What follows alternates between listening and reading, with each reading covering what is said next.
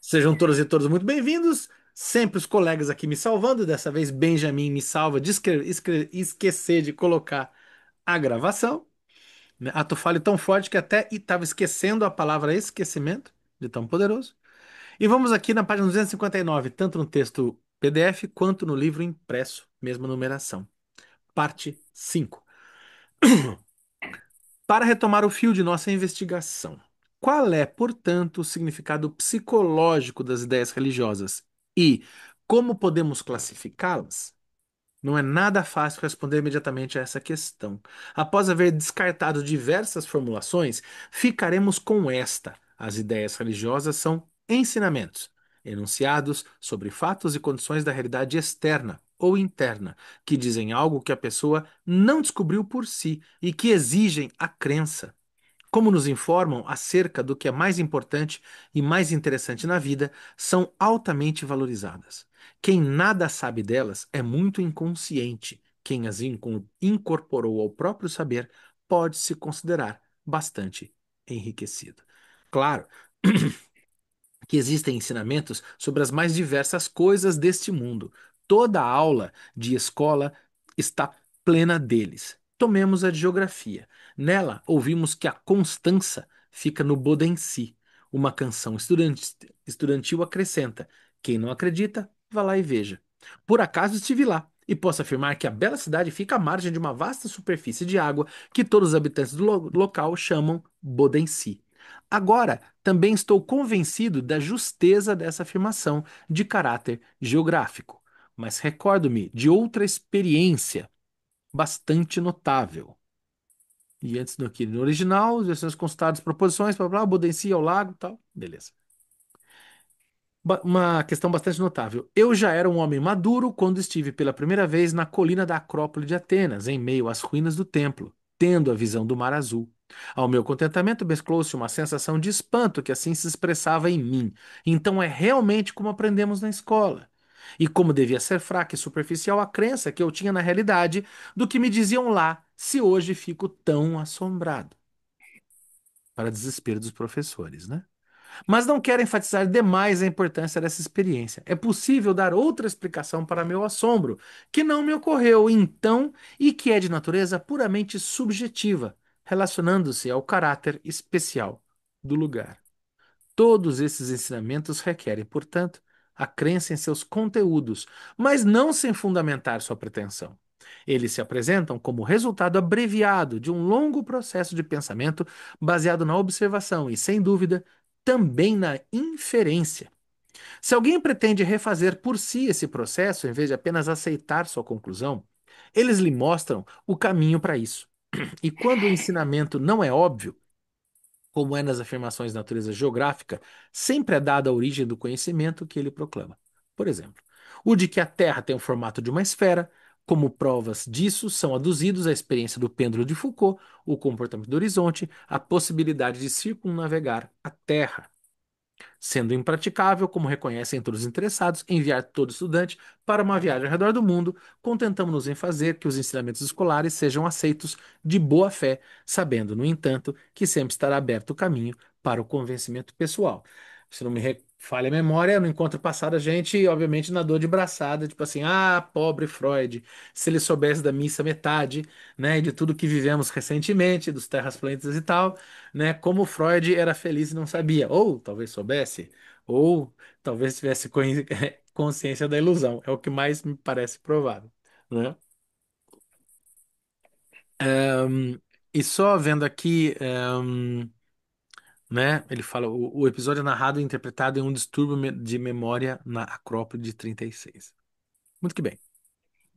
Vamos tentar usar o mesmo critério nos ensinamentos religiosos. Quando perguntamos em que se fundamenta a sua reivindicação de que as pessoas acreditem neles, recebemos três respostas que, curiosamente, não se harmonizam muito bem entre si. Primeiro, são dignos de fé, porque nossos ancestrais já acreditavam neles. Em segundo lugar, possuímos provas que nos foram transmitidas dessa mesma época pré-histórica. Por último, é simplesmente proibido questionar essa comprovação. Antes, esse atrevimento era punido com as mais severas penas, e ainda hoje, a sociedade não gosta de vê-lo renovado. Esse terceiro ponto suscita fortes reservas de nossa parte. O único motivo que pode haver para essa proibição é que a sociedade sabe perfeitamente como é precária a reivindicação que faz para suas doutrinas religiosas. Não fosse assim, de bom grado ela colocaria o material pertinente à disposição de todo aquele que busca por si próprio chegar a uma convicção.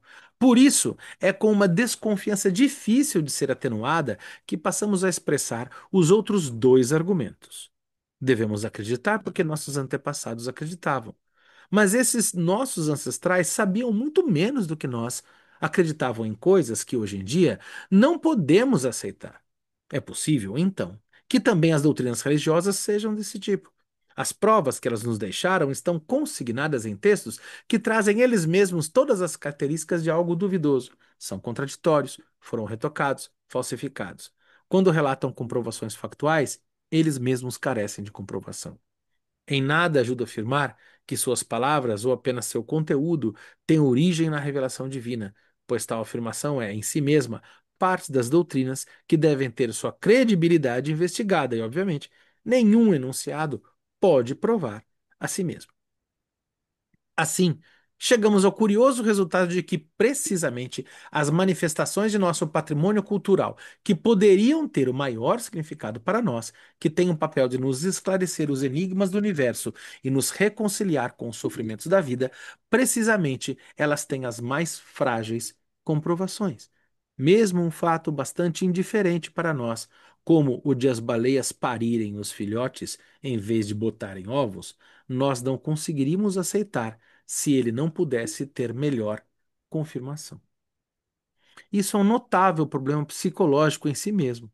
Não se pense que as observações anteriores sobre o caráter indemonstrável das doutrinas religiosas contêm algo de novo. Ele foi percebido em todas as épocas, certamente, também pelos ancestrais que nos deixaram tal herança.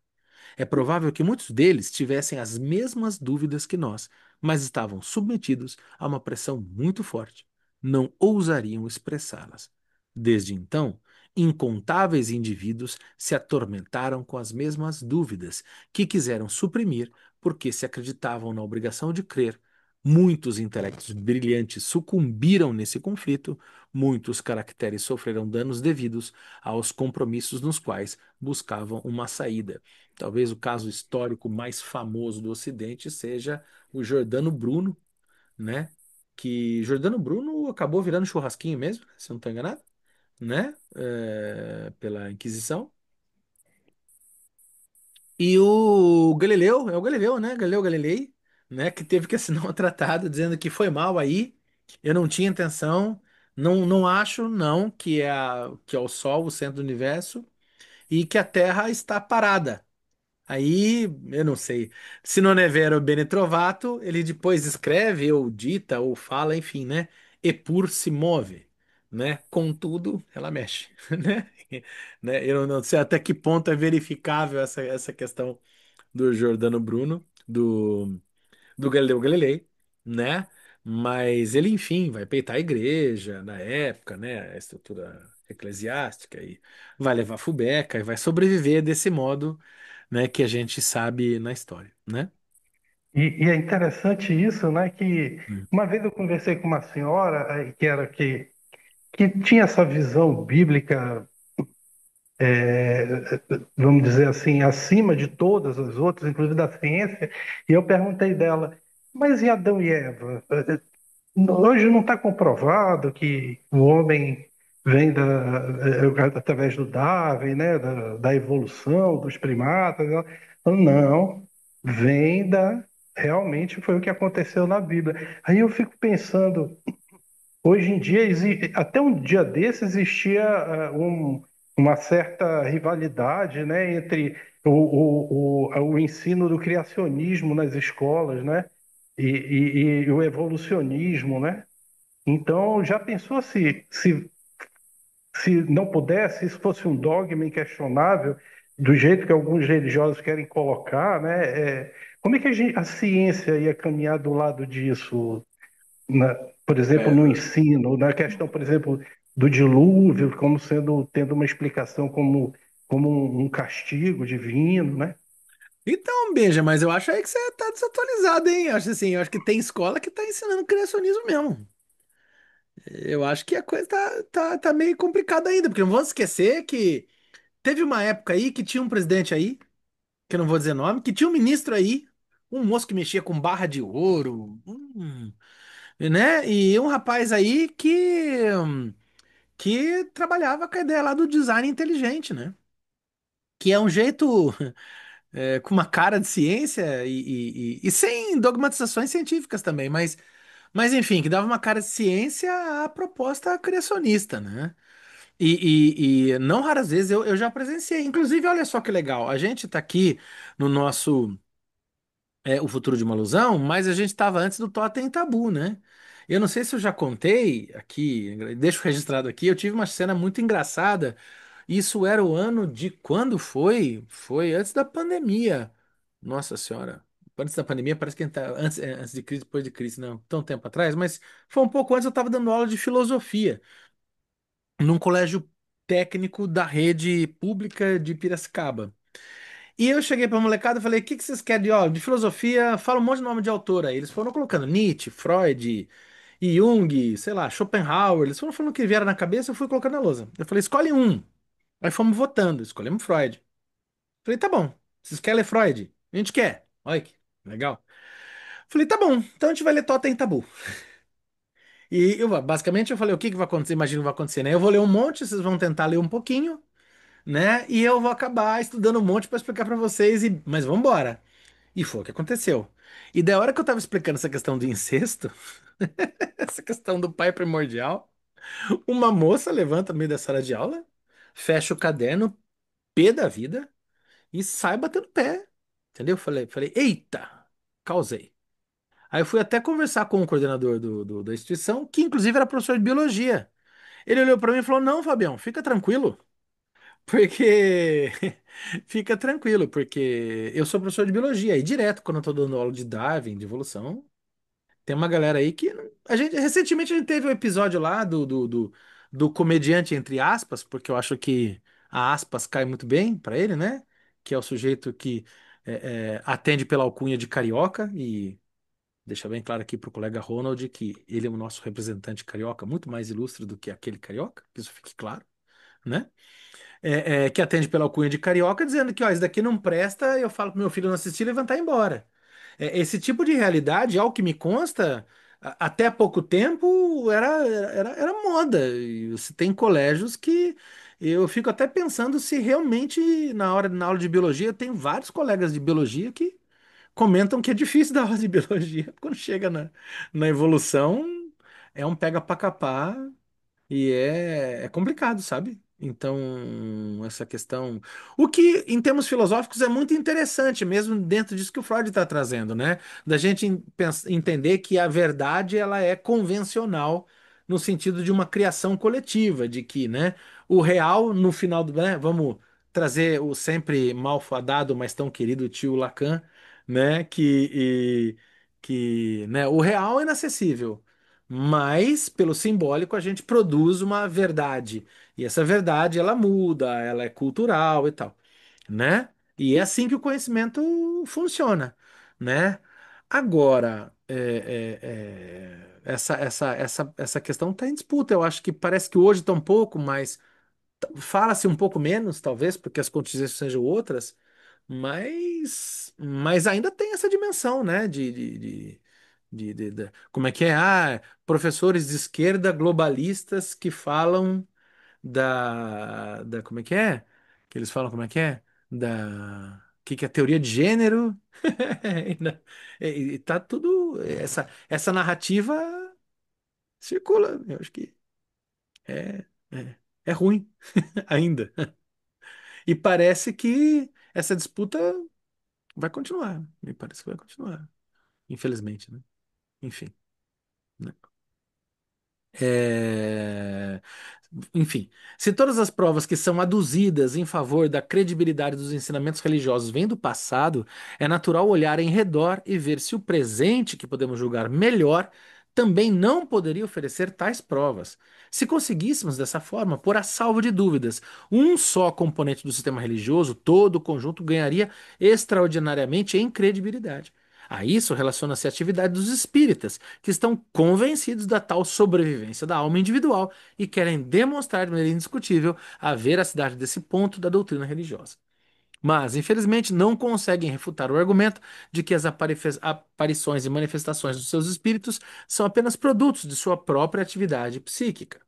Eles evocaram os espíritos de grandes homens, de eminentes pensadores, mas todos os pronunciamentos e informações que deles receberam eram tão tolos, tão irremediavelmente vazios, que não podemos acreditar em outra coisa senão na capacidade que têm os espíritos de se adaptar ao círculo de pessoas que os invoca.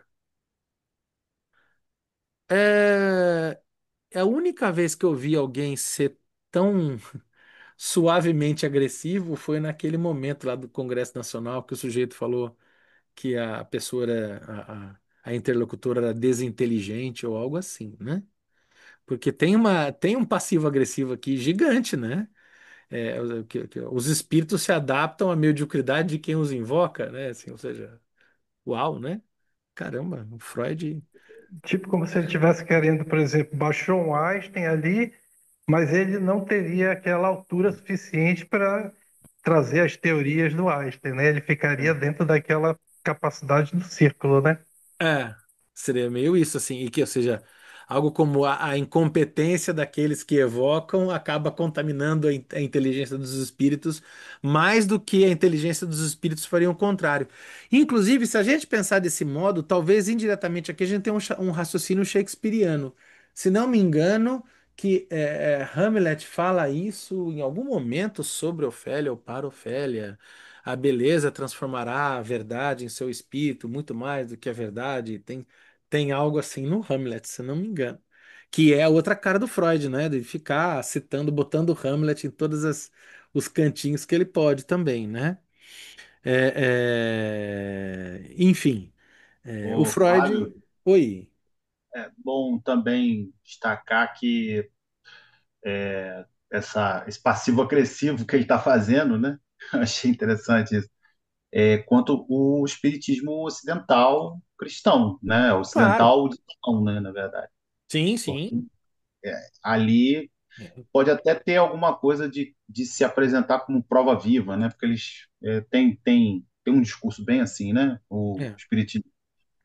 Mas nas culturas africanas não é assim, né? Não Ah, tem esse show de provas, né? Não está se querendo provar absolutamente nada, né? uhum. É um É. sistema bem complexo, muito mais complexo do que a gente possa imaginar, né? E também não tem essa preocupação de provar positivamente, né? É positivista, né? É. É. É outra dimensão, outra fronteira. Até ele fala aqui antes, né? Ele fala como é que é? Da perpetração, da continuidade da alma individual, né? Que é bem aquela coisa, né? Que o espiritismo, e eu imagino que ele está falando aqui, do espiritismo kardecista, nesses termos, né?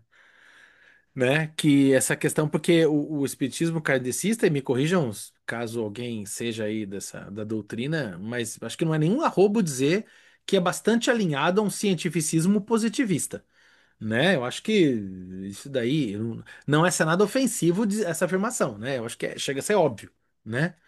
Até porque tem a questão de evolução espiritual, numa espécie de espiral evolutiva, é algo bastante Auguste Comte, né? Se eu não estou enganado, né?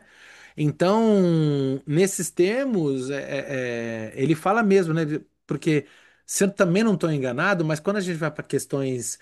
É que parece que até na linguagem do Brasil meio que se cunhou como senso comum quando se fala de espiritismo falar de espiritismo, mas poder ser a questão afro também, né? Porque, pelo menos eu me lembro de moleque, eu pensava, espiritismo é o kardecismo e as outras religiões, inclusive africanas, quando fala espírita, não, espírita é o kardecismo, né? As outras seriam religiões de matriz africana. Inclusive, particularmente, eu acho muito mais interessante, né? Porque não é a ressurreição do indivíduo, né? Não é o Fábio morreu, ele volta Fábio, tá Fábio. Não, né? São as entidades, são na matiz mais indígena tem os encantados, né? que não é uma pessoa, né? Não é um nome, sobrenome, RG com CPF, né? O espiritismo kardecista parece estar mais preocupado com essa questão de identidade e RG. Se eu não estou enganado, né? Se eu não estou falando aqui uma grande besteira, né? Me parece que tem uma dimensão, uma coerência mítica muito maior, desconfio eu. Não sei se é porque eu sou mais simpático dos matizes afro do que do espiritismo kardecista. Óbvio que a contaminação do meu posicionamento aí. Mas eu acho muito outra coisa, né? Curiosamente se chamou por nome mesmo, né? Espiritismo. Mas me parece ser coisas tão distintas, tão diferentes, né? Mas se colocou como. São coisas distintas mesmo. Você falou uma coisa aí porque a ciência vai fazer essa ponte entre os vivos e os mortos, vamos botar assim, né? A Uhum. ciência seria por isso que vão considerar como ciência, né? O espiritismo. Mas que, na verdade, nas culturas africanas não se trata disso, né? Se trata de cosmologia, né? Se trata de outras forças, né? Que não necessariamente porque, na verdade, nem morte tem lá, né? Não existe mortos, né? Você não tem mortos. Você chega lá no sul de Angola, você não tem mortos. Você vai, você se relaciona com os ancestrais, né? Os ancestrais não estão mortos, né? Porque não existe morte. É Apenas são outra, ancestrais, é. é outra coisa. Tanto é que tem uma escuta que a gente faz, que é conversando com um amigo, enfim, e ele falou assim, Ronald, a gente tem que entender que nós temos vários ancestrais dentro dele. Olha só que frase Hum, incrível. Ronald, você tem que entender que cada um de nós tem vários ancestrais dentro dele. Eu acho hum. essa frase incrível. É Então, legal mesmo. quer dizer, é típico justamente de compreender que se trata justamente de tudo é vivo, não tem nada morto, tudo é vivo, né? Então, assim, não tem essa coisa de é, a morte enquanto significante, né? Você não tem isso. A morte, o irrepresentável da morte, também não tem isso, porque não tem morte. Então, isso é muito interessante, assim, nesse ponto de vista, né? Muito legal. Inclusive tem aquela questão das reencarnações, né? A pessoa ela pode retornar várias vezes, né? Tem uma história do Chico Xavier de que ele teve várias encarnações, ele foi soldado romano, aí depois voltou, eu não Então, sei. isso é bem do muito carregado do espiritismo mais, né? É muito europeu. Nas culturas africanas, você não tem uma pessoa para cada um mesmo, não tem reencarnação. Você vê, você vê, né, Fábio? Olha, Não é Fábio Benjamin. reencarnação do indivíduo, né? Não é. Não é do indivíduo. É comunidade, é o É, coletivo. é do Não tem espírito comum, uma reencarnação. outra coisa. É outra coisa completamente diferente. Você É. vê a, a, a mulher, a Kim Bandeira, né, falando. A Kim Bandeira, eu conheci uma Kim Bandeira que ela falando meu avô me comissionou e tal, meu avô que me ensinou a curar as pessoas e tal. Tá, então ela falando num tempo verbal do presente, eu falei, então tá, então eu quero conversar com o seu avô. Aí ela, tá, então, ele já tá aqui. Então, eu falei, então, Então, cadê, né? mostra Cadê? aí. Então, quem Então. estava vendo era ela, não eu. Então, assim, né? E o avô dela já tinha morrido há mais de 200 anos. Então não se trata de reencarnação, sabe? Se Uhum. trata de uma continuidade. Esse é o ponto que você falou, viu, Fábio? É aquela tem aquela indígena brasileira bastante midiática, a Trudruá do Rico, já acho que já citei ela em outro encontro aqui, que ela tem como é que é? Eu sou Macuxi, acho que esse é o livro dela, mais famoso e tal, e que ela fala, né, o rio meu avô, o avô é o rio, aí todo mundo veio do rio, né, e o rio tá lá, né, e essa dimensão, o rio é humano, e as pessoas, o rio é humano porque as pessoas são rio, né? Que até o Eduardo Viveiros de Castro, né? Aquela questão do multiperspectivismo ameríndio, né? Isso, a O tática ser de hum- camuflagem, é, camuflagem. É o Ah, ser humano é um momento do ser. Então eu sou humano agora, mas sei lá, a árvore ela tem um momento humano dela e as coisas vão revezando nas suas formas. Uma forma possível é a humana, mas ela não está restrita a nós, né? isso, são outras formas de existir. Outra coisa, outra coisa. Não, não, me parece que aqui é questão ocidental mesmo, total, né? Essa questão, né, do até ele falou da reencarnação e que como é que é sei lá, o intelectual piora, tal. Por exemplo, eu tenho experiência quando no doutorado eu estudava lá Augusto dos Anjos de encontrar os poemas apócrifos de Augusto que foram lá psicografados e tal, né? Ele fala, olha que curioso, realmente esse daqui o Augusto dos Anjos voltou aqui e falou o poema dele. Fala, nossa, gente, mas mudou o estilo aqui. O que que aconteceu? Né? Eu até não vou dizer que é pior, apesar de parecer, mas tudo bem, tá diferente.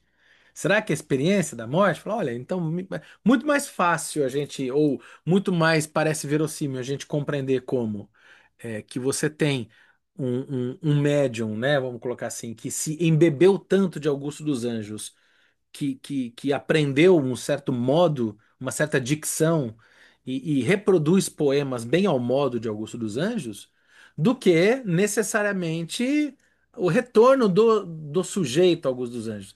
O sujeito se vai, agora o princípio haveria de circular numa outra ótica que não ocidental.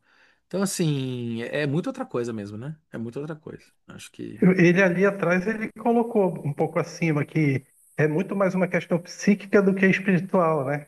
Ele estava Sim. e é interessante que no Espiritismo eles também falam, eles têm uma frase muito famosa que é: o sol apaga, a gente não. Vou levar a plantinha, para não correr o risco dela ser uma. Eu levo. Hum, Já eu- conhecia essa frase? O sol apaga, o sol apaga, a gente não. olha só. Essa ideia da imortalidade da alma, né? Ah, legal, é. Mas o sol também não apaga, pô. Sacanagem. Como se o sol um dia fosse É, apagar, né? é. O sol O sol apaga. um dia vai apagar, a É. gente não. Tá, mas é que tem que lembrar que eu não consigo não pensar que o sol vai apagar a gente antes, né? Aí, né, estamos indo para Marte. De foguete? Não, não, ambientalmente falando, né? Mas daí eu sou dos 500, né? Deixa eu só ver no chat aqui. É, Como pode se explicar Chico Xavier? Bom, pergunta Vivi, como se explicar Chico Xavier? Eu fico muito à vontade de dizer que eu não explico, né? E eu fico muito feliz de dizer, eu não preciso explicar. Aliás, é inclusive o legal como historiador, como psicanalista, eu preciso dizer, eu não preciso explicar, e acho que nem é a nossa função dar conta, como dar conta do Chico Xavier. Eu acho um fenômeno, particularmente, mas é uma opinião minha, do Fábio, e quem sou eu na fila do pão, né? Acho o Chico Xavier uma mente importantíssima, religiosa, digna de todo respeito. Ainda que eu não sou religioso para comer de conversa, né? Assim, adoro religião, mas eu não sou alguém que professa alguma religião especial. Acho um fenômeno cultural gigantesco, um escritor brilhante, inclusive, se não me engano, aí nós temos um debate, né? Que a rigor Chico Xavier seria a pessoa, o autor mais copioso do Brasil, aquele que mais livros escreveu. Contudo, Chico Xavier talvez seja aquele que menos livros escreveu, porque, a rigor, segundo ele mesmo, os livros não são escritos por ele. Como que resolve isso?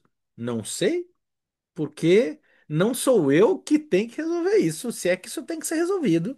E se é que esse não é um paradoxo, porque eu acho que é um barato da religião, e olha só, eu acho particularmente que esse é um barato da psicanálise, do sujeito em análise também. Chega uma hora, e essa hora eu acho ela fulcral, que ou a gente abraça os nossos paradoxos, ou a gente não entendeu o que a gente está fazendo. E talvez seja esse um paradoxo da religião, ou do matiz espírita a ser vivido, né? Já diria o tio Buda que a vida não é uma pergunta a ser respondida, mas um mistério a ser vivido. Então tá aí. E tá ótimo. E tá lindo, né? Agora, o Chico Xavier é, acho que uma das figuras mais importantes, mais carismáticas, mais interessantes da história da religião brasileira, né? E tá ótimo, né? E daí as pessoas cultuam, seguem ou não, e tá tudo bem. Inclusive, uma pessoa maravilhosa, fez várias instituições de caridade, ao que consta, né? Foi alguém numa função social muito importante, se não estou enganado. Então, agora, explicar, sei lá, quem que explica quem? E é interessante que a impressão que dá é que pode ser que ele nem faça isso de uma forma, vamos dizer, volitiva, assim, como se ele. Pode ser uma dissociação de consciência, pode ser que em algum Uhum, momento ele que tenha várias personalidades ali que, né, que sim, se manifestem sim. dentro da própria psique, onde ele tem a coisa dele até não ter consciência do que ele falou num determinado momento, É, enquanto ele, né, tudo parece uma coisa assim meio que beira a psicose, né, mas é dentro de uma explicação, é. não sei, como se ele não tivesse culpa. Realmente É, ele não. imergiu ali. Eu particularmente acho, particularmente que não, realmente não é uma questão de culpa, nem acho que a gente poderia chamar de uma psicose. Sim, acho que sem nenhum problema. A questão é, o fato de ser uma psicose diminui a verdade da experiência religiosa? Não. Se a gente for pensar isso, não sou só eu que acho, tá o tio Christian Dunker aí, que tá aí. É o tio porque é um carinho que a gente vê muito no YouTube, né? Porque parece um senhorzinho muito simpático, mas não é tio meu, não, pelo amor de Deus, mas. O Christian Dunker tem vários até capítulos que ele, tanto como é que é? No Lutos Finitos e Infinitos, no Mal-Estar, Sofrimento e Sintoma, ele fala muito dos Yawareté, ou dos Yanomami, do Yarawaté, é o que ele fala, se não me engano, que ele fala do xamanismo, ele fala do multiperspectivismo ameríndio, e, por exemplo, se você for no Davi Copenaua, aquele lugar do Davi Copenaua xamânico, sim, é um lugar psicótico, por que não? O Christian Dunker fala mesmo disso, né? Se a gente sai. Porque nós ocidentais estamos muito apegados ao paradigma neurótico, né? Nós somos muito neuróticos, né? Enquanto se você vai para esses outros povos, você tem um paradigma muito mais psicótico. O que não quer dizer problemático, porque as pessoas estão vivendo e se organizando a partir desse paradigma e tendo suas experiências religiosas a partir deles. Então, pode ser psicótico? Pode. Isso pode ser verdadeiramente religioso? Eu não tenho dúvida que para ele era e que para muitos desses que professam a sua fé é.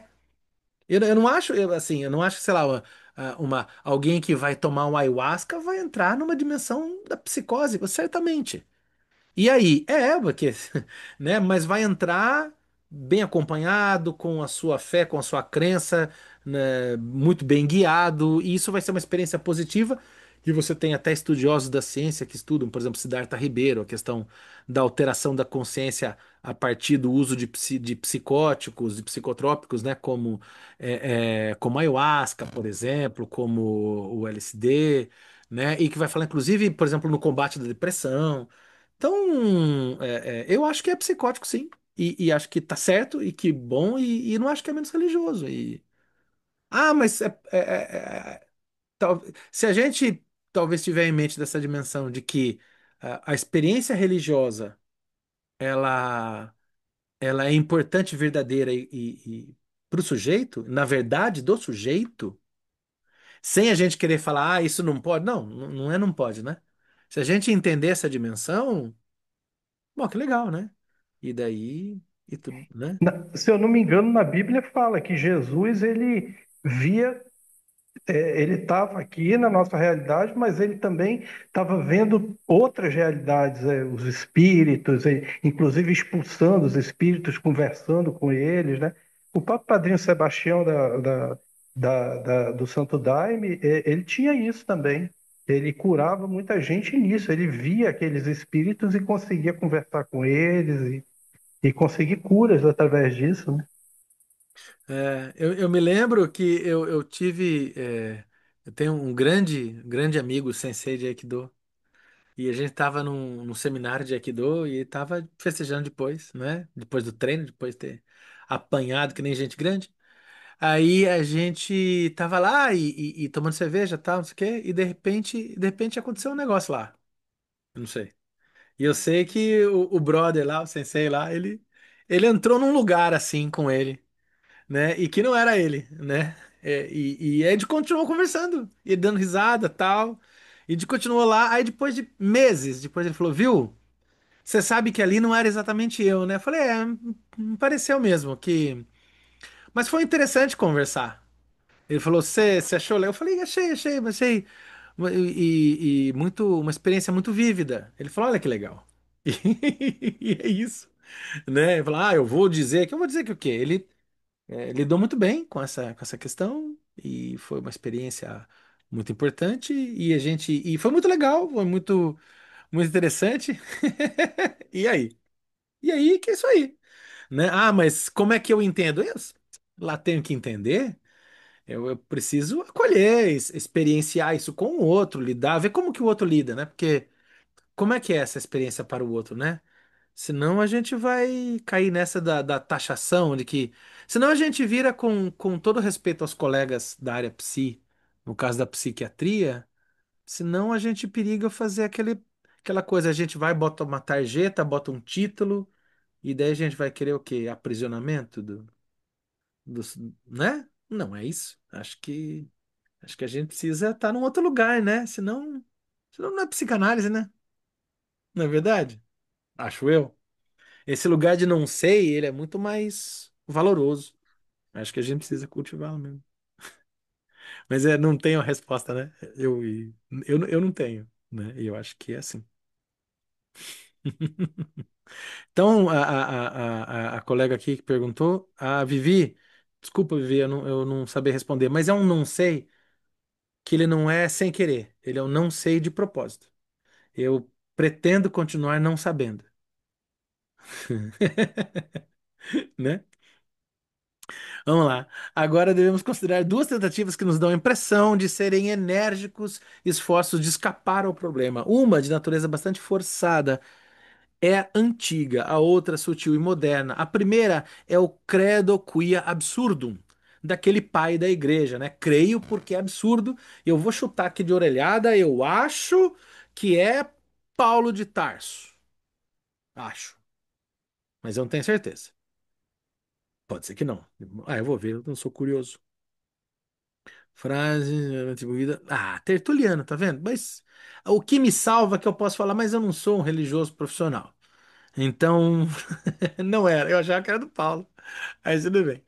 Isso quer dizer que as doutrinas religiosas se subtraem a exigências da razão que estão acima da razão. Deve-se sentir interiormente a sua verdade, não é necessário compreendê-las. Ocorre que esse credo é interessante apenas como confissão pessoal, como imperativo não tem valor de obrigatoriedade, não ser obrigado a crer em todo absurdo. Não devo ser obrigado a crer em todo absurdo? E se não, porque precisamente nesse não há instância acima da razão. Se a verdade das doutrinas religiosas depender de uma vivência interior que ateste essa verdade, o que fazer das muitas pessoas que não têm essa rara vivência? Pode-se requerer que todas as pessoas utilizem o dom da razão que possuem, mas não se pode estabelecer uma obrigação válida para todos com base num motivo que existe apenas para uns poucos. Se um indivíduo obtém a convicção inabalável da verdade das doutrinas religiosas, após ser tomado de profundo êxtase, que significado tem isso para os outros? Para mim surgiu o seguinte comentário: tá bom, mas sei lá, nem todo mundo toca um instrumento, por mais que estude, não é? Tem gente que vai passar a vida inteira tocando violino, e só quem já ouviu alguém estudando violino sabe como é horroroso o começo, né? E tem gente que vai tocar muito bem violino quando pequenino. E aí, como é que você, não sei, né? Né? Não sei. Também, também quando aprende, né, a coisa mais linda É, do é mundo. maravilhoso, vale a pena. Mas no começo é um gato no telhado que eu vou te falar, né? A segunda tentativa é a da filosofia do como se. Ela diz que em nossa atividade de pensamento há bastante suposições cuja falta de fundamento e até mesmo absurdo nós percebemos inteiramente. São chamadas ficções, mas por diversos motivos práticos temos de nos comportar como se acreditássemos nelas. Seria o caso das doutrinas religiosas, devido à sua inigualável importância para a preservação da sociedade humana. Já vou para as notas. O creio por ser absurdo, do Tertuliano, segundo Ronai, tal, tal, tal, tal, tal, né? E aqui, a preservação da sociedade humana, vem uma nota aqui, espero não cometer injustiça, atribuída do filósofo como se a percepção também não é estranha aos pensadores. E vai entrar numa nota aqui que eu acho que não vou prolongar agora. Essa argumentação não se acha muito distante do credo quia absurdo, mas acho que o requisito do como se é de natureza tal que somente um filósofo é capaz de fazê-lo. Ah, a ideia do como se é uma ideia de raiz. Parte, Fábio, essa parte Oi, ia, ia fazer uma tensão, ia não, faz, né? faz. Uma tensão com o Pfister, né? O Ah, pastor está dialogando com ele nesse lugar aí do futuro de uma lisão, né? hum, O Pfister vai falar, não, olha só, não é bem assim não, porque a fé, é, ela pode, ela nem sempre é projeção ilusória, nem sempre ela é vivido como se, como um mero si, nem sempre ele vai falar. Ele até tenta salvar o núcleo positivo da religião, né? Mas a questão é que ele vai falar, olha, tem algo aí que ajuda a simbolizar, depurar, ele vai usar essa palavra, ajuda a depurar, e não é uma espécie de um requisito de como se é de natureza, tal, enfim, como se estivesse vivendo, né? Fazer uma simulação, né? Como se fosse uma uhum. simulação. Eu A vamos parte, ver, né, bem tensiva, né? Mas pode falar. não, não, vamos ver como é que vai essa questão do como se aqui, mas tem algumas questões também que eu estava pensando enquanto lia, que assim, o como se é, ele funciona, se eu não estou enganado, eu não sei se eu não estou forçando a barra, mas vamos brincar disso, vamos ver o que acontece. Ele funciona quase como uma dimensão metonímica, né? De parte pelo todo ao todo, daquela coisa da metonímia, né? E se a gente for pensar o como se ou metafórico? Eu acho que como você pode ser mais metafórico, né? E daí a gente vai entrar naquela questão do Lacan, né? De metáfora e metonímia, como organização da linguagem. Porque se a gente for para a radicalidade desse como ser, putz, a ciência é como ser pra caramba. Esse como ser tá na ciência. A construção do pensamento, ela funciona por metáfora e metonímia. É o tio Lacan que fala essas coisas aí. E daí, velho, não tem muito como escapar do como ser. A religião faz como você faz, mas não é só. Não é só, né? Eu acho que é mais uma operação de ficção, né, não, Fábio? Uma operação de ficção, né? Não, sim, mas e aí? E quanto que daí? Aí o que me toca é justamente a minha experiência como teórico da literatura, né? Assim, e quem disse que não tá próxima o modo com o qual nós organizamos o real é o mesmo modo com o qual nós organizamos a ficção. Aliás, a linguagem é um produto de ficção. A linguagem pela qual a gente simboliza o real é de estrutura ficcional. Tá lá o Hayden White na história lá que fala isso daí. E o Paul Vane. Exatamente, mas é isso que o Fichte vai falar. Olha, e se a religião for. Exatamente, é isso mesmo, Fábio. O Fichte vai falar isso. E se a religião fosse também. Não, claro que não são todas, né? Obviamente que é o uso delas, né? O uso ou desuso delas. Mas e se o uso e desuso delas fosse bem próximos a uma ficção? Aí não vale. O Fichte vai falar, aí não vale. Não vale, Aí não Aí não pode. Não, só pode quando é linguagem, nesse lugar. Quando é é. religião, nesse lugar, não pode. Então, é assim, agora. Ah, mas a religião faz isso? Concordo que faz, mas a questão é que não é só ela mesmo, né? Uma galera tá fazendo, a ciência tá fazendo, o pensamento tá fazendo isso, né? A gente, o limite. Assim, e não vamos poder esquecer que, olha lá, a questão do complexo de Édipo, né? Por exemplo, na psicanálise, né? É como ser, é como ser o menino, né? Não tem um como ser aí? Não tem a questão da castração? É como ser. Porque a criança não está sendo castrada, né? Não, Fisicamente, tem, né? eu concordo, tem sim, mas Não tem? é Na como se, psicanálise, como se? só que aí você vai pegar e toma isso como verdade, não vai encaixar, sabe? Tipo, e quando não tiver? É, Tem como ser, mas é como se não tivesse. Olha aí, Fábio. então, né? Assim, é como se não tivesse, mas então tal como ser de novo, assim. É, é, não, não parece justo jogar na conta da religião esse como ser sozinho. Como se fosse o bastião desse como ser. Tá uma galera fazendo. Tá tudo nós fazendo esse como ser no dia a dia, Isso que o né? Fister fala, exatamente isso. E, né? Então, assim, mas eu imagino também que tem uma dimensão aqui no Freud, né? Que ele vai fazendo aquela coisa de dúvida hiperbólica, ele vai separando, né? Ele vai cercando, e tudo bem, é um exercício. Mas tem mais coelho nesse mato aqui, né? E me parece que é isso aí.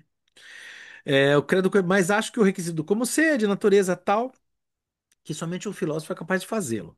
O indivíduo cujo pensamento não é influenciado pelas artes da filosofia jamais poderá aceitá-lo. Para ele, tudo está encerrado com a admissão do caráter absurdo, contrário à razão. Ele não pode, justamente ao tratar de seus mais relevantes interesses, ser levado a renunciar às certezas que requer para todas as suas atividades habituais. Lembro-me de um de meus filhos que cedo se destacou por enfatizar bastante a objetividade. Quando se contava às crianças uma história que elas escutavam com solene atenção, ele vinha e perguntava: Essa história é verdadeira? Ao lhe responderem que não, ele se afastava com expressão de desdém. É de esperar que as pessoas logo se comportem de igual maneira em relação às fábulas religiosas, apesar da recomendação do como ser. Você sabe que eu tive uma experiência desse como ser muito interessante. Eu estava uma vez dando aula, no ensino médio de filosofia. Filosofia? Acho que é, já nem lembro, nem é tanta coisa. E daí eu estava dando aula. E daí eu estava explicando, olha, a alegoria, né, do mito da caverna, né, na de Platão. Tava na apostila. Poxa, não tenho culpa, tinha que ensinar, né? Eu falei, puta. Aí as apostilas elas são muito rasas. Eu falei, puta, vai dar problema isso daqui, porque não deixam a gente trabalhar muita sofisticação na molecada. A hora que vai chegar com um assunto desse, não vai dar conta. E dito e feito, o rapaz levantou a mão. Ô, professor, mas onde está essa caverna? Eu falei, então, note, é uma alegoria, isso aqui é simbólico, porque representa um modo de pensar, blá, blá, blá, ocidental, blá, blá, blá, blá, blá, blá. Beleza? Ah, tá. Mas é na Grécia? Não, veja bem. E eu me lembro que ele não entrava no como ser. Ele não entrava. E olha o problema.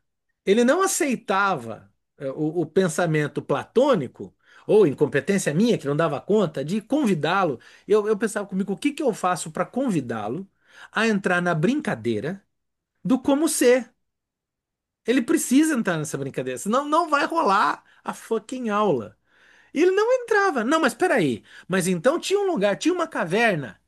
Falei, não, meu querido, é uma historinha para representar uma ideia legal.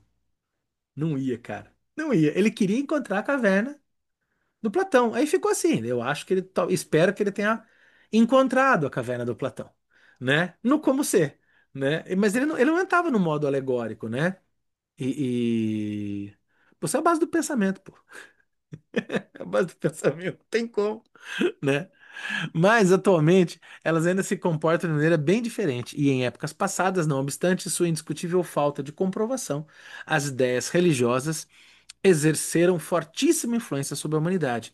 Esse é um novo problema psicológico. Devemos perguntar em que consiste a força interna dessas doutrinas e de que vem sua eficácia, que independe da aceitação racional. E eu acho que agora ele vai explicar. Eu acredito, eu acho, suponho, que ele vai justamente explicar, né? Que é a importância desse como ser. Eu acho que ele vai. Eu acho que ele vai responder essa questão que você localizou aí no Fichte, né? Vamos ver. Vamos um pouquinho. 6. Creio que já preparamos suficientemente a resposta a ambas as perguntas. Ela surge quando consideramos a gênese psíquica das ideias religiosas. Estas, que se proclamam ensinamentos, não são precipitados da experiência ou resultados finais do pensamento. São ilusões, realizações dos mais antigos, mais fortes e prementes desejos da humanidade. O segredo de sua força é a força desses desejos. Como já sabemos, a terrível impressão deixada pelo desamparo da criança despertou a necessidade de proteção. Proteção através do amor, fornecida pelo pai, e a compreensão de que esse desamparo continua por toda a vida motivou o apego à existência de outro pai, agora mais poderoso. Mediante a benévola ação da providência divina, a angústia ante os perigos da vida é atenuada. O estabelecimento de uma ordem moral universal assegura o cumprimento da exigência de justiça que tão frequentemente deixou de ser cumprida no interior da cultura humana. A continuação da existência terrena numa vida futura fornece a moldura especial e temporal em que devem se consumar essas realizações de desejos. Dentro dos pressupostos desse sistema são elaboradas respostas aos enigmas da humana ânsia de saber, como da origem do mundo ou da relação entre o físico e o psíquico. E da relação entre o físico e o psíquico, né? Que ele coloca na mesma grau de importância e grandeza com a origem do mundo, né? É legal isso, né? Porque essa relação entre o físico e o psíquico parece ser tão resolvida, se apresenta tão resolvida para nós no contemporâneo, né? Por meio das medicações, da psiquiatria, né? Como está tudo resolvido, tome este remédio, né? E, entretanto, quando Freud coloca isso como tão complexo quanto a origem do mundo, do universo, da vida e tal, né? Que lembremos, né? Quando a gente vai para a astrofísica falar de origem do universo, a gente entra na área do como ser, os quatro pés no peito, né? Então, é legal, né? Pensar nessa questão entre o físico e o psíquico como algo que não é facilmente resolvido, né? Ainda que muitos hoje queiram acreditar que deva ser muito bem resolvido, deva parecer muito bem resolvido, né? Eu já diria até um pouquinho mais que, não todos, claro, mas dentro de alguns aspectos da psiquiatria e da psicologia, será uma relação entre o físico, o psíquico e o consumismo, né? Ah, sim. Sim, sim, sim, sim, total, né? Porque tem uma coisa de tabular para uma moldura comportamental, para uma proposta de o melhor da sua, como é que é? O melhor de si mesmo, ser o seu eu melhor e coisas horrorosas. Justamente.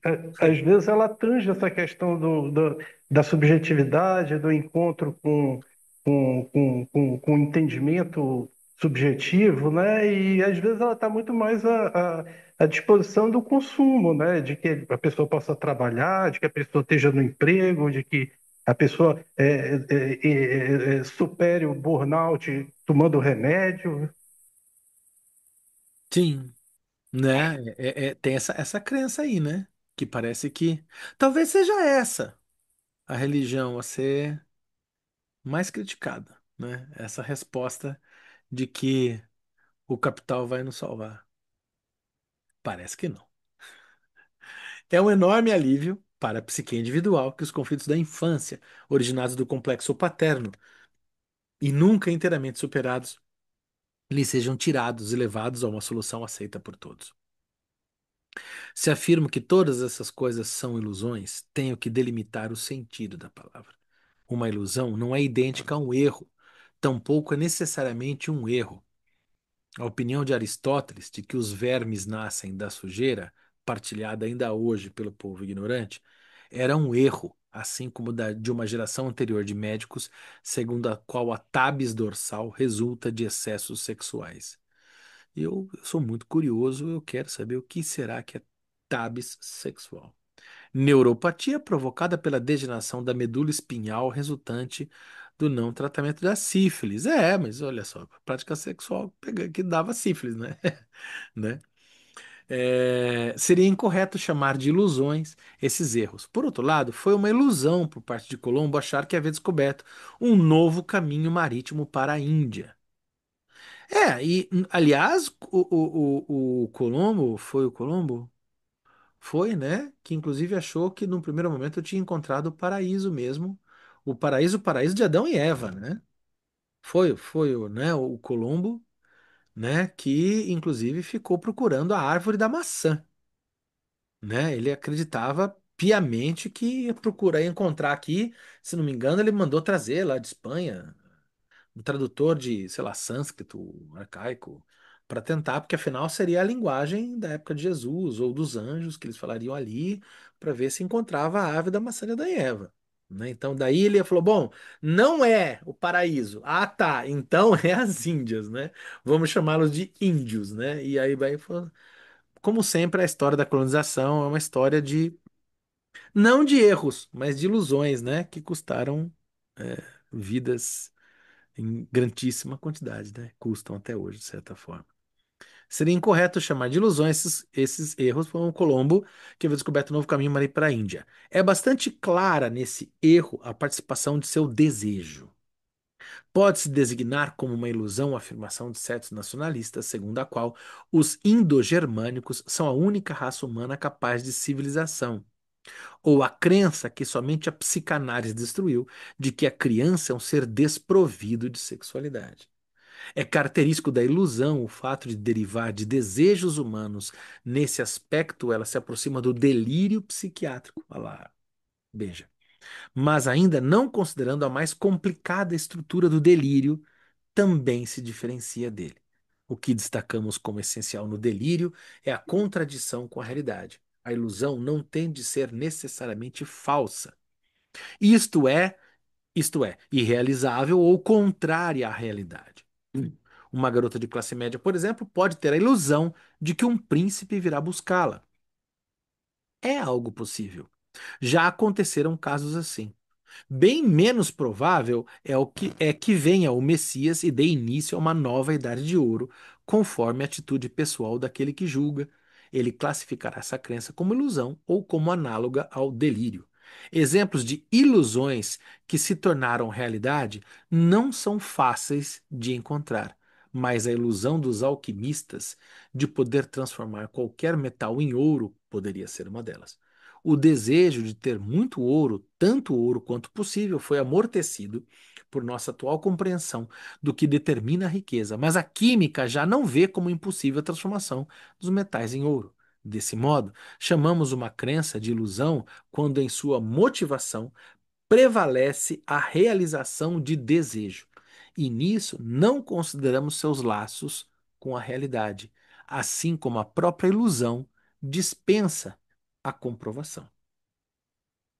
Após o esclarecimento, vamos retornar às doutrinas religiosas e podemos repetir que todas elas são ilusões, são indemonstráveis.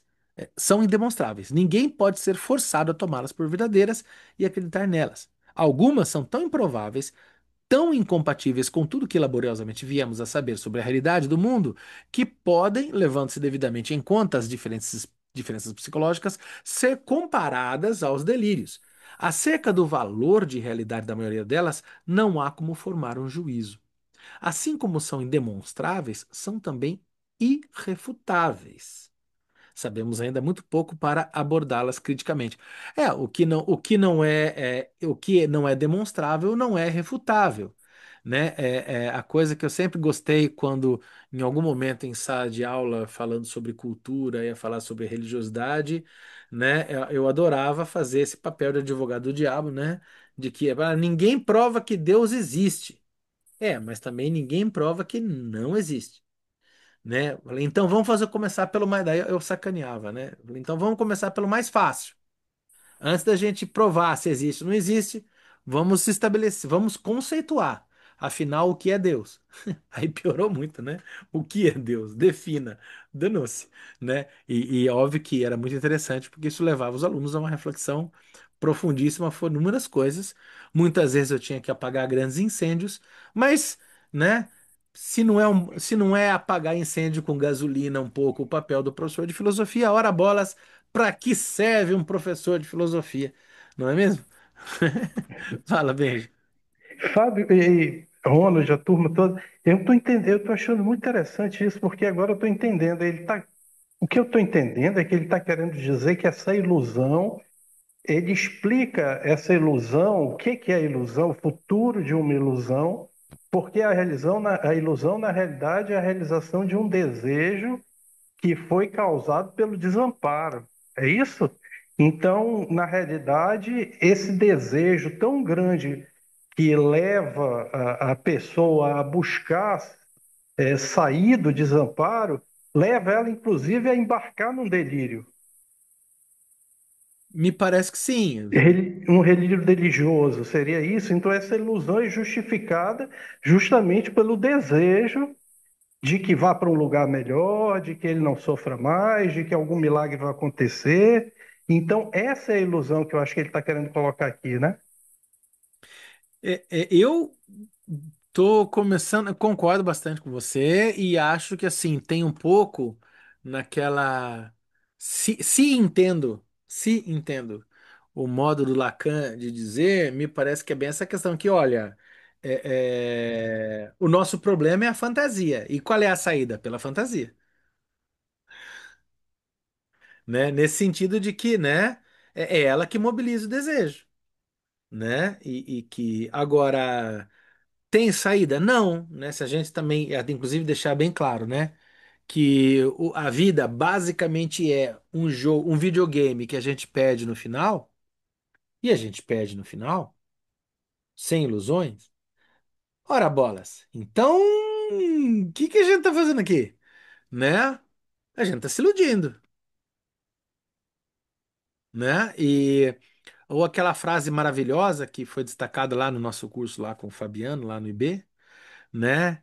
Que um colega lá, não lembro quem que foi que destacou, muito legal, né? Que inclusive está nesse volume aqui, né? No Inibição, Sintoma e Angústia, né?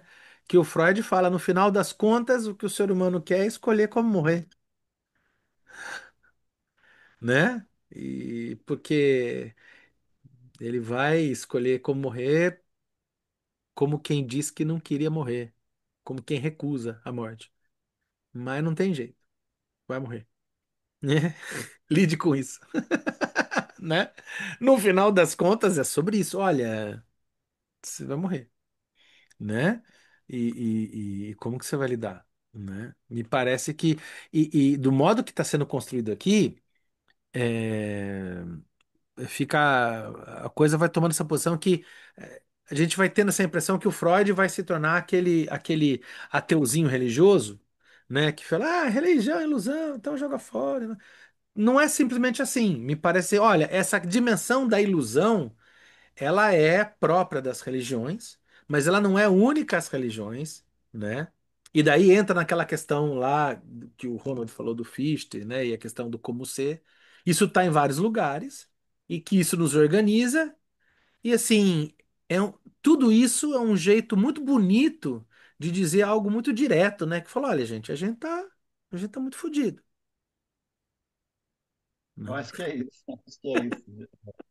Fábio, porque o Benjamin tocou numa coisa interessante também, porque o que acontece? A igreja aí. O que acontece? Eu acho que realmente está tentando, ele está tentando separar algo que não. Está tentando separar algo aí é, da ilusão, né? A ilusão é, dessa desse desejo encontrado nesse lugar da religião. Então ele vai dizer que a religião é uma ilusão porque nasce do desejo de resposta ao desamparo estrutural e que não é assim é um ponto de partida, mas como você falou tem muita coisa que a gente pode usar várias coisas para tapar buraco. Então o religioso da mesma maneira pode ser o cara que está ali pode ser o cara que está usando o cara da cocaína, por exemplo. Pode ser um cara que está viciado, sei lá, está tentando tapar o buraco de alguma maneira. Ué, então, nesse sentido, ele está generalizando, né, digamos assim. Claro que é um bom ponto de partida, mas é, tem é, uma ilusão é uma espécie de adesão subjetiva motivada, né? O sujeito quer acreditar, porque isso de alguma maneira alivia o medo dele, né? Isso de alguma maneira é, tapa esse buraco, né? Do desamparo, mas só que o conteúdo que o Freud está dizendo é indemonstrável, né? Mas o desejo não, o desejo é real e protege do desamparo. Então, assim, ele tá tentando salvar alguma coisa, mas tá tipo assim, ó, acho que não vai ter jeito não, ele está muito na merda. É um pessimismo delicioso, né? É um pessimismo muito, muito instigante, né? Eu acho que a gente deve ser muito sádico mesmo por gostar dessas coisas. Eu acho que a sensação que eu tenho é que a gente tá errado, na verdade, né? Mas é isso que nos humaniza. Estar errado, não é? Né? Nossa, o que que a gente tá fazendo? A gente tá tomando consciência de um negócio que. Por quê? Né? Mas é porque a gente precisa possuir a nossa humanidade antes que as inteligências artificiais nos domestiquem de vez, não é? E é interessante que fica uma pergunta, né? Tudo bem. E o que que a gente faz então com esse desamparo? Porra, que sacanagem. Sexta-feira, aí vem o Benjamin com pergunta difícil. É isso aí. A gente dá intimidade, aí o sujeito vem e dá essas voadoras, né? E agora? E agora, né? No final das contas, certo, tava o Chapolin Colorado, né? E agora? Quem poderá nos defender? Né? Eu só consigo pensar no Chapolin Colorado, né? No alto da minha piadinha de velho aqui, eu só consigo pensar nisso, mas a única resposta possível é esse desamparo, né? Óbvio que enfim, eu acho que o riso é uma dessas respostas possíveis mesmo, porque a gente pode, né? A gente pode ir rindo. Nossa, não sei se foi tão. Quis melhorar, acho que só piorei. Vamos mais um Eu pouquinho. acho, eu acho Fala. que pensando com Freud ali, né? Ou você pega e vive ilusoriamente, né? Para ele, ou se acredita na ilusão toda, ou você encara o real de frente, sem muletas, sem nem dose de cachaça vai levar. Então é assim, ou é frente ao desamparo, ou você tem uma ilusão, ou vai sem muleta mesmo, encara o real mesmo e deixa a psicose comer solta e tá tudo certo. E agora a questão é que, assim, eu também fico pensando nessa dimensão cebolosa da coisa, dessa dimensão como cebola mesmo, né? De que não tem sentido descascar, você não descasca toda a cebola. Você tira, né, aquela casca e você pode tirar mais um pouco de casca se ela estiver machucada, mas descascar toda a cebola é não ter cebola, né? Despetalar toda a cebola é não haver cebola. Então, é óbvio que você para num lugar assim. Não é possível despir-se de todas as ilusões.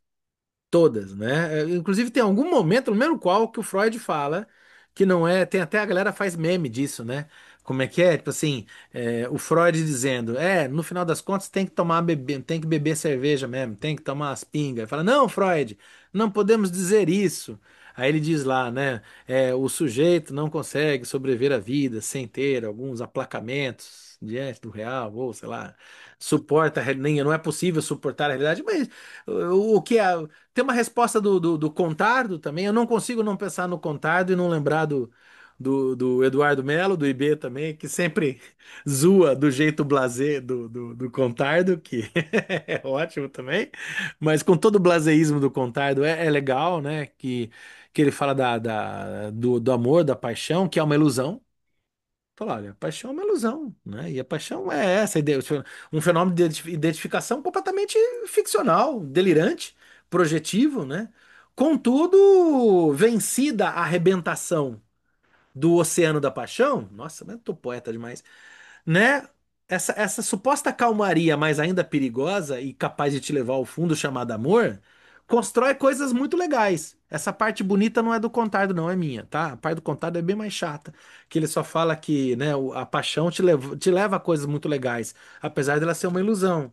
E aí, você não vai se apaixonar? Você não vai se apaixonar por pessoas? Você não vai se apaixonar por arte? Você não vai se apaixonar por encontros? Você não vai se apaixonar pela vida? Porque se vai se apaixonar, saiba, você é um iludido, né? Mas e aí? Não vai ter? E aí? Vai ser, é sem mesmo? Completamente despido? Sem nenhuma ilusão? Né? Aí é que eu traria e trago o bigodudo, que é o Nietzsche. Né? Que ele fala, bom, porque ele fala, o Nietzsche ele tem aquele pessimismo ativo, né? Que ele fala dos românticos, né? Que ele chega nos românticos lá e fala, ó, românticos, vocês têm que vir do lado de cá para aprender a rir, né? E parar com esse chororô que vocês têm aí. E ele fala, né, como é que é? Que ele fala que enquanto o pessimismo passivo ele reclama da vida porque a vida não tem sentido e chora porque a vida não tem sentido, né? Ele tá fazendo uma crítica ali ao Schopenhauer, né? Ele fala, não, aqui é o pessimismo ativo, né? Já que a vida não tem sentido, eu vou criar um. Ele tá escolhendo a ilusão, não é? Eu acho. Né? Aqui, mas a Maria Augusta também está saindo. Valeu demais, obrigado, gente. Enfim, são 10h30, vamos ver o que mais que tem. Estamos aqui na página 268, né? Vamos ver.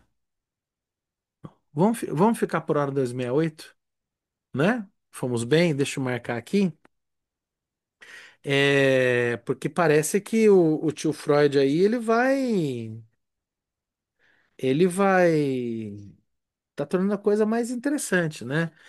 Eu acho legal desse texto que a gente tá lendo, porque ele tem uma dimensão, assim, para os mais desavisados, ele traz aquele aroma de que vai ser o futuro de uma ilusão. Ah, é o Freud atacando a religião. E tá tudo bem. Ah, eu não sou religioso mesmo, então ai que legal. Argumento para os ateus. Mas daí começa a dar uma sensação ruim, né? Porque fala, ó, pera lá. Esse negócio aí que é religioso não é só religioso, e o buraco é mais embaixo. E tem uma coisa aí que é humana. E daí, caboclo, você que se acha todo pasternacoso no alto da sua ciência, dizendo que você é o cara. Aqui é Pasternak, o resto não é ciência. Aí como é que fica no travesseiro de noite? Conta pra gente. E aí, como é que você sustenta, né, esse delírio da ciência que você faz também? Né? Querendo botar, como é que é? Essa, querendo acreditar cegamente no seu teste cego de comprovação randômica, né? É, se, se um jogo de dados não vai abolir o acaso, que ciência randômica é essa que você está trazendo, né? E eu acho que que legal, né? Porque a base do pensamento científico está nessa dimensão também. Então, dessa aposta, né? Tem uma base ilusória também, né? Que parece que ninguém escapa. E daí fica sério. Fala, Ronald. Você ia falar minha? Acertei? Não. Ah, Fez uma não, carinha, eu falei, quer ver? O Ronald quer falar. não, eu Não? tô de boa, eu tô só acompanhando aqui, foi ótimo. Eu gosto muito de vir aqui falar com vocês, ver vocês, dar o meu espetáculo aqui. Eu também acho que a leitura do Freud, O Futuro de uma Ilusão, ela é essencial, ela é um clássico, pô, não tem como ser psicanalista ou não ser psicanalista até e passar batido por esse livro. Tem que ler, tem que dar uma olhada mesmo, com calma, com serenidade, tem muitas referências, né? Saber também de que lugar que ele está falando, saber escutar o que ele está dizendo, né? Não é só ele ficou com a pecha de religião, um delírio, né? Ficou com essa pecha. É, Mas não é exatamente isso, não é parece que não é exatamente. simples assim, né? Eu tenho a impressão que a gente vai lendo e vai trazendo aquela coisa que ele mesmo ele vai tecendo aquela coisa da aranha, que vai tecendo o fio, mas ele mesmo vai se novelando naquilo, né? De um modo que eu falo, ó, não tem saída. É um negócio assim, ó, não tem saída. Ele mesmo vai ter partes aí, né, no futuro, quando a gente passar, que ele mesmo vai falar assim, não, não, aqui eu não posso, daqui eu não passo, porque eu não tenho isso que vocês chamam de fé. Eu não tenho isso, algo desse gênero, sabe? Então eu só Uhum. vou até aqui, não consigo produzir outros saberes que não sejam até aqui. Ele vai falar isso. Ele vai, É. se fosse declarar derrota, né? Ele vai falar isso. É, então, né? Eu acho E, muito interessante os limites, né? Quando ele faz esses limites, assim, essas fronteiras, eu acho fenomenal. é. É o que eu É, costumo é como dizer. se, é como Fala, se beijo. chegasse num ponto onde faltasse para ele alguma coisa, né? Faltasse algumas respostas, né? É, limitou, e ele vai ter que dialogar, isso força dialogar com um monte de coisa, né, Fábio? E é exatamente isso. Ele vai forçar, porque é isso, né? Não é individual, não é uma coisa individual, é uma coisa realmente, não é uma, não é uma pessoa do Freud, mas são os campos, né? É igual a sua clínica, a nossa clínica, sua clínica, a clínica do Fábio. Você escuta, está circunscrito. Está circunscrito. Não tem jeito. Não tem jeito. Você tem lá 30 pacientes. Cara, o seu ouvido é de 30 pacientes. Se você não for para 60, 100, ou sair desse lugar, ou ir para outro lugar, o seu ouvido vai ficar com 30 pacientes e pronto, é o seu limite, está circunscrito. Não tem jeito, É, né? é impressionante, assim, como. Daí é que eu gosto dessa coisa que eu aplico isso vastamente do Winnicott, né? A dimensão da falta, né? E no final das contas, a gente. Da falta é do Lacan, da falha, né? É do falhar. E a gente falha como analista. E a gente precisa falhar. A gente precisa falhar, né? Essa dimensão de que não dá conta, né? Me lembrou um pouco agora essa coisa que a Vivi colocou, né? E aí, como é que a gente explica? Não, não explico. Como não vai explicar? Não vou, não sei. Sei algumas coisas, penso algumas coisas, tô vendo aqui e tal, mas qual que é? Resolver Chico Xavier. Não resolver, não resolvo nada. Não resolvo absolutamente, não resolvo nem eu. Não resolvo coisa alguma, né? É a mesma coisa do paciente, né? O paciente vem lá e doutor me resolve, né? Tem alguns que gostam, né, de chamar de doutor, acho até bonitinho, né? Doutor me resolve, né? No final dos contos é isso, doutor me resolve, né? Olha, é preciso dar um jeito de